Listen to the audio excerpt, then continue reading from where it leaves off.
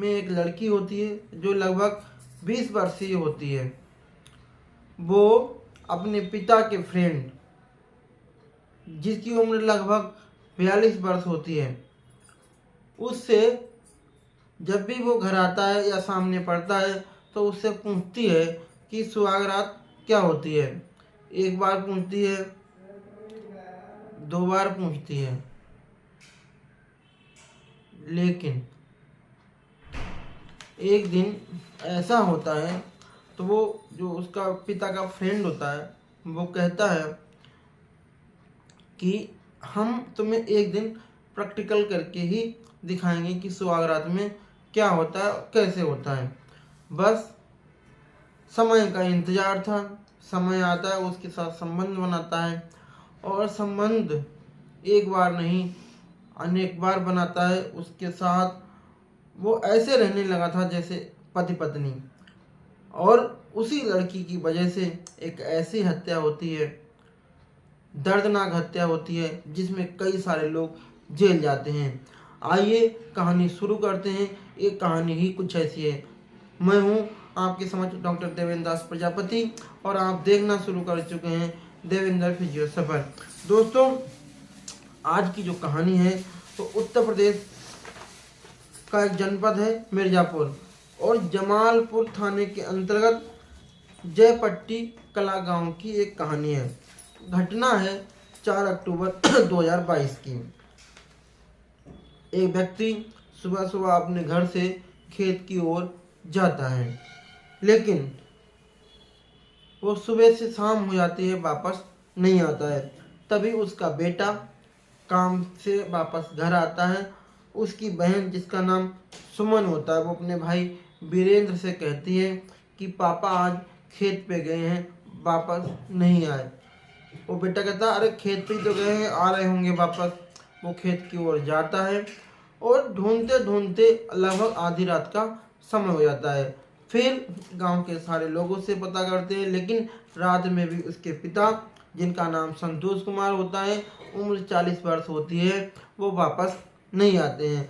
अब परिवार के साथ साथ गांव के लोगों को भी संतोष कुमार की चिंता सताने लगी थी और इसी चिंता को मद्देनजर रखते हुए गांव के लोग भी रात में ही ढूंढना शुरू कर देते हैं। लेकिन अगले दिन भी कहीं संतोष कुमार का पता नहीं लगता। सुबह से दोपहर, दोपहर से शाम, ऐसे लगभग 3 दिन का समय बीत जाता है, लेकिन संतोष कुमार वापस नहीं आता। वीरेंद्र गांव के कुछ लोगों को लेके पास के जमालपुर पुलिस स्टेशन पे एसएचओ मनोज कुमार के पास जाता है और सारी जो सूचना होती है अपने पिता की गुमशुदगी की रिपोर्ट दर्ज कराता है। अगले दिन पुलिस भी ढूंढती है, लेकिन ज़्यादा ध्यान नहीं देती। जब ये सब हो रहा था, अब मामला धीरे धीरे तीसरा दिन आ रहा था। तीसरे दिन मामला हाईलाइट होता है और उच्च अधिकारियों तक ये सूचना जाती है कि जयपुर पट्टी कला गांव का एक व्यक्ति गायब है। अब पुलिस उसको जो संज्ञान जिस प्रकार से लेना चाहिए वो नहीं लेती है। जो एसएसपी होते हैं असंतोष मिश्रा और डीएसपी जो उधर रेंज के होते हैं रामानंद आर्य, वो तत्काल ही एसएचओ मनोज से कहते हैं कि इसमें कड़ी से कड़ी जल्दी से जल्दी कार्रवाई करो, जो भी है सामने लाओ, क्योंकि अब दबाव ज़्यादा बन रहा है। अब ढूंढना शुरू कर देते हैं, लेकिन इसी बीच ढूंढते ढूंढते ढूंढते जब 3 दिन बीत जाते हैं, कहीं भी संतोष कुमार का पता नहीं लगता। तो वीरेंद्र एक पुलिस को बात कहता है कि गांव के सारे लोग उसके साथ हैं, उसके सपोर्ट कर रहे हैं, उसके पिता की खोजबीन करा रहे हैं, लेकिन उसके जो पिता के परम मित्र हैं, जिनका नाम जो परम मित्र हैं गौड़, रविंद्र गौड़, वो इस मामले में ढीलापन दे रहे हैं। वो इस प्रकार, जिस प्रकार से उन्हें पापा का मित्र हैं साथ देना चाहिए, वो उस प्रकार से साथ नहीं दे रहे हैं। और जब उसने उनसे बात की तो वो कहते हैं और मुझे क्या पता, कहीं गए होंगे, आ जाएंगे। मतलब एक दोस्त को, जो सच्चा मित्र है, उसे चिंता व्यक्त करनी चाहिए, लेकिन वो इस प्रकार से कोई भी उसके अंदर से ऐसी प्रतिक्रिया नहीं आ रही थी कि उसे किसी प्रकार से संतोष कुमार की चिंता है। जैसे ये बात पुलिस को पता लगती है, पुलिस रविंद्र कुमार को कस्टडी में ले लेती है। पुलिस रविंद्र गौड़ से पूछताछ करती है, लेकिन पूछताछ में वो कुछ भी प्रथम दृष्टया बताने के लिए तैयार नहीं होता। पुलिस जब अपनी पुलिसिया कार्रवाई करती है अपने तरीके से, जब 3rd डिग्री टॉर्चर देती है तो ज़्यादा देर करते हुए लगभग सारी चीज़ें बताने लगता है। और जब सारी चीज़ें सामने आती हैं तो पास वहाँ लोग खड़े थे, उनको भी उसकी बातों पर यकीन नहीं हो रहा था कि आखिर सच्चा दोस्त ऐसा कैसे कर सकता है। वो बताता है कि उसने उसके पिता यानी कि संतोष की हत्या कर दी है, और हत्या करके जो टॉयलेट का जो गड्ढा होता है, गड्ढे में पटला हटा करके लाश को दफना दिया है। और ये सब करने के लिए उसकी लड़की मतलब संतोष की बेटी सुमन ने उससे कहा है। जैसे ये बात पुलिस सुनती है, चौंक जाती है, गांव के लोग भी चौंक जाते हैं कि आखिर बेटी और इसने मिल के अपने मतलब बेटी ने अपने पिता को, इसने अपने दोस्त को क्यों मारा। तो पुलिस पूछताछ करती तो ये भी बताता है कि दरअसल लगभग 2 साल पहले दोस्ती थी, घर आना जाना था ही। तो एक दिन जो सुमन होती है वो उससे पूछती है अंकल सुहागरात पे क्या होता है, तो वो इग्नोर कर देता है। लेकिन दूसरी बार जाती थी, जब दूसरी बार रविंद्र गौड़ उसके घर जाता है तो फिर पूछती है, और तीसरी बार प्रैक्टिकल की बात कहते हुए उसके साथ संबंध बनाता है। और संबंध इस कदर बनते हैं कि नित्य प्रति बनते चले जाते हैं, वो पति पत्नी के रूप में रहने लगते हैं। जब ये बात संतोष कुमार को पता लगती है तो वो समझाता है कि भाई तुम ऐसा ना करो, अपनी बिटिया मतलब अपनी जो उसकी लड़की होती है सोनम, उसको भी समझाता है ये सब ठीक नहीं, वो तुम्हारे मेरे मित्र हैं और लगभग 40 साल से लगभग तुम्हारी 2 गुनी उम्र के हैं, तुम्हें ऐसा नहीं करना चाहिए। लेकिन अब दोनों लोग इंटरेस्ट लेने लगे थे।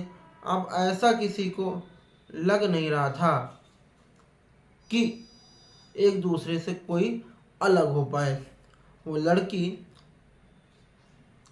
उस व्यक्ति से जिसकी उम्र लगभग 40 वर्ष होती है, रविंद्र गौड़ जिसका नाम होता है, उसके पिता का दोस्त होता है, उससे कहती है कि तुम्हें मेरे पिता को रास्ते से हटा देना चाहिए। रास्ते से हटाने का उद्देश्य ये था, जैसे ये सब चीज़ें पब्लिक हो रही थी, कहीं न कहीं संतोष कुमार पे अपनी बेटी का विवाह करने का दबाव था। वो जल्दी में एक लड़का ढूंढता है, लड़का ढूंढने के साथ साथ उसका विवाह की एक डेट सुनिश्चित कर देता है। जैसे ही ये डेट सुनिश्चित हो रही थी, वैसे ही सुमन की दिल की धड़कनें बढ़ रही थी। वो चाह रही थी कि कैसे भी वो विवाह उसका ना हो, और विवाह ना हो। रास्ते से हटाने का उद्देश्य था कि कैसे भी जो जल्दी उसके पिता कर रहे हैं विवाह करने में वो ना हो, और वो जो लगभग अपने से दोगुनी उम्र के पिता के दोस्त हैं वो उन्हीं के साथ पत्नी के रूप में रहे। अगर शादी हो जाएगी तो उसे छोड़ना पड़ेगा। तो वो लड़की अपने पिता को मारने का प्लान करती है, और वो जो उसका प्रेमी लगभग 40 वर्षीय होता है, लगभग 42 वर्ष का होता है रविंद्र गौड़, वो अपने दोस्त को मारने का प्लान कर लेते हैं। और इस प्लान में साथ देता है उसका बेटा, रविंद्र गौड़ का बेटा, जिसका नाम होता है, इसमें साथ देता है रविंद्र गौड़ का बेटा, जिसका उद्देश्य सिर्फ ये था कि अपने पिता का साथ देगा। ये तीनों मिलके एक दिन जब घर पे, उस लगभग 4 अक्टूबर की जब घटना है, उस दिन ये घर जाते हैं। घर में उसका बेटा रविंद्र नहीं था, वीरेंद्र नहीं था। एक घर जाते हैं और एक वजन वाली रोड से जो संतोष कुमार है उसके सिर पे वार कर देते हैं, वो मर जाता है। मरने के बाद में इन्होंने सोचा कि डेड बॉडी को आखिर कहाँ छिपाएंगे। छिपाने की बजाय वो जो टैंक होता है लेटरिन का, उसे हटा करके उसी में डाल देते हैं। जैसे ही ये बात पुलिस और आसपास के लोग सुनते हैं, वो आश्चर्यचकित रह जाते हैं कि एक तो 42 वर्षीय प्रेमी, ऊपर से पिता का दोस्त, एक लड़की जिसका पिता स्वयं जो उसके प्रेम की वजह से अपनी जान गंवा रहा है और जान गंवाने के बाद में उसे लेट्रिन के टैंक में डालते सिर्फ इसलिए कि राज ये ना खुले। लेकिन जुर्मी कितना भी साथी तरीके से अपराध को अंजाम दे, वो कोई ना कोई सुराग छोड़ जाता है। यही सुराग छोड़ा था इन लोगों ने। जब वो इस प्रकार से एक्टिविटी कर रहा था, कायदे में दोस्त था, तो दोस्ती के तरीके से साथ देना चाहिए था उसके बेटे का, लेकिन नहीं दे रहा था और पुलिस को इसी बात पे शक जाता है और इसीलिए पुलिस उसको कस्टडी में लेके पूछताछ करती है। जब ये सारी बातें पुलिस सुनती है, पुलिस भी आश्चर्यचकित रह जाती है कि आखिर कोई दोस्त या कोई लड़की ऐसा सिर्फ अब प्यार को पाने के लिए कैसे कर सकते हैं। पुलिस दोनों को जेल, दोनों क्या तीनों को, मतलब सुमन, उसका जो प्रेमी होता है पिता का दोस्त, उसको, उसके बेटे को जेल भेज देती है। और कहानी सुनाने का मतलब आपकी भावनाओं को आहत करना नहीं बल्कि जागरूक करना है। और सावधान रहिए, सचेत रहिए, देखते रहिए देवेंद्र फिजियो सफर। लाइक, अगर अच्छा लगे, कहानी अच्छी लगे तो लाइक जरूर करिए। मिलते हैं कल एक नई कहानी के साथ, तब तक के लिए शुभ रात्रि, जय श्री राधे।